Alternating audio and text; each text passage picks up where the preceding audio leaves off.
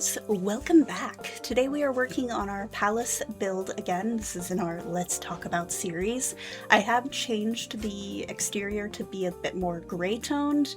I just liked it better, but they did plaster their walls and like that horizontal striping.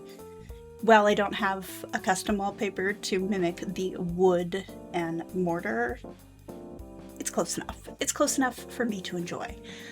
Now this build, it was based on a palace. We don't have a lot of information about it. Try as I might, I haven't been able to find anything remotely related specifically to this building. So I just kind of had free reign a little bit.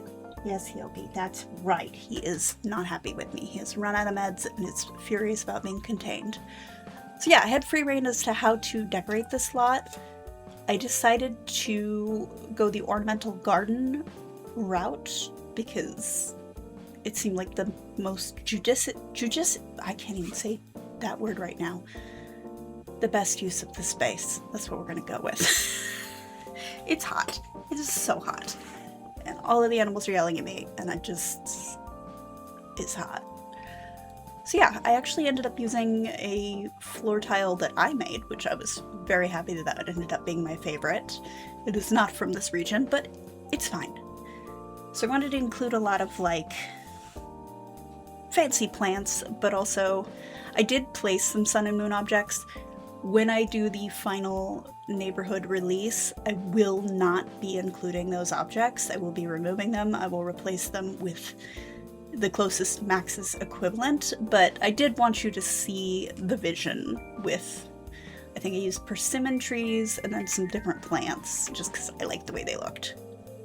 But again, those will have to be downloaded separately. I'll include images, but yeah. One of the main reasons I changed to the gray though is because I wanted to keep these stairs and I didn't find any really good recolors of them, so, or I didn't look that hard, but I looked for about 15 minutes and went, you know what? I like the gray, so we're just gonna make it gray. Here's me looking in vain for some sort of tree that looks like it could produce the frankincense resin. I was not happy with any of them, unfortunately, but I did like this tree, which is a Maxis tree. I think it's plumeria or something. I don't know. I really liked the way that it looked. It looked like it could be in a...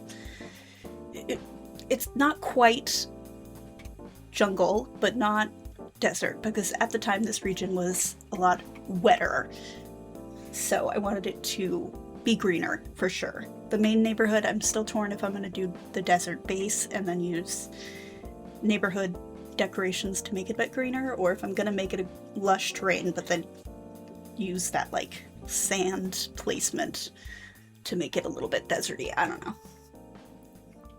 But today I want to talk a little bit about Axum's trade, specifically because that's what made it a superpower. That's why we still find coins from Axum all over the place, because they were huge. And gold and ivory were like their main exports, because the Byzantines in particular were obsessed with them, but they also, you know, exported salt, slaves, tortoiseshell, incense, frankincense and myrrh, rhino horns, obsidian, and emeralds, which they got from Nubia.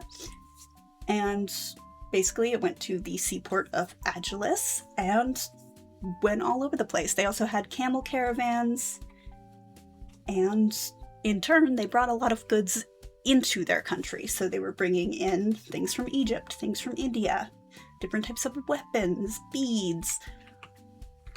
There was Mediterranean amphora were actually found at Axum sites, just showing that they were trading for wine and olive oil and things of that nature.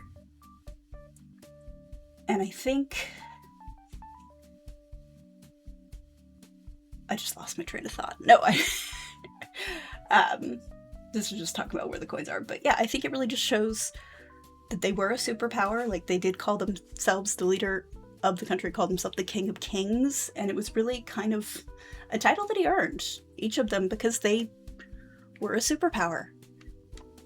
And they did adopt Christianity fairly early. I think mid-4th century is what they believe Ezana I officially adopted it. Before that, they had a indigenous polytheist religion, kind of prevalent on both sides of the Red Sea. But yeah, they converted. And there's quite a few saints that come in this area. Again, I mentioned the Ark of the Covenant earlier, not in this video, but in a previous video, and it is very woven into their culture, into their society.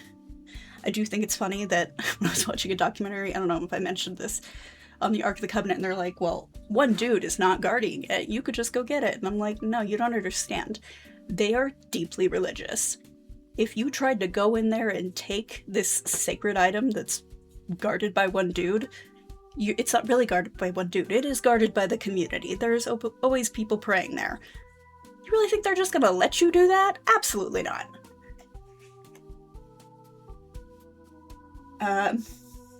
What else?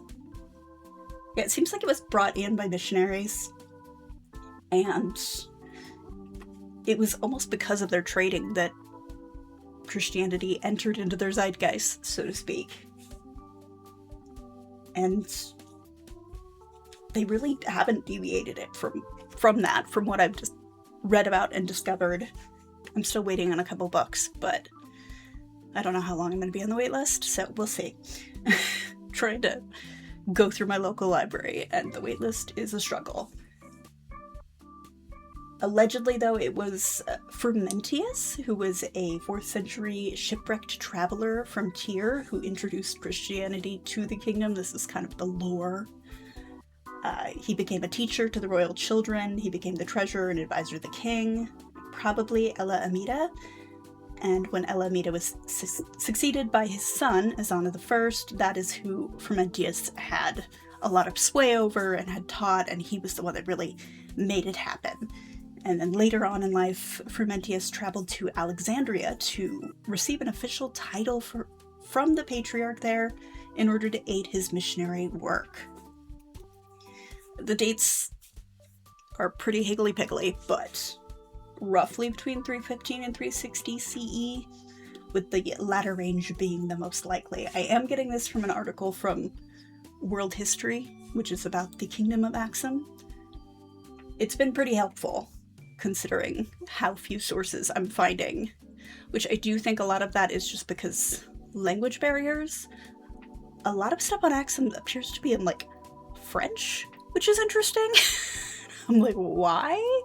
Can't figure out that. I think it's just because the person who was studying it was French, but I digress. What other fun Axum thing is? Their pottery, that was another cool thing, it's simple red and black terracotta, but they made it without using a wheel, which is unusual.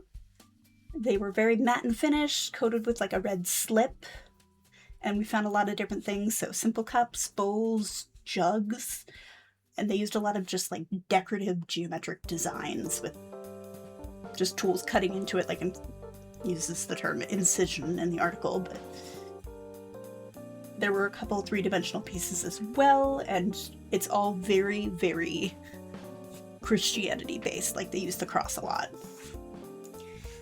And there didn't seem to be like a knowledge of kind of how to make the finer things that they were importing from the Mediterranean in terms of like the really fancy jugs and stuff that we see in other cultures. They just didn't seem to have a need for it and didn't seem to be inclined to learn that because what they were making served them well.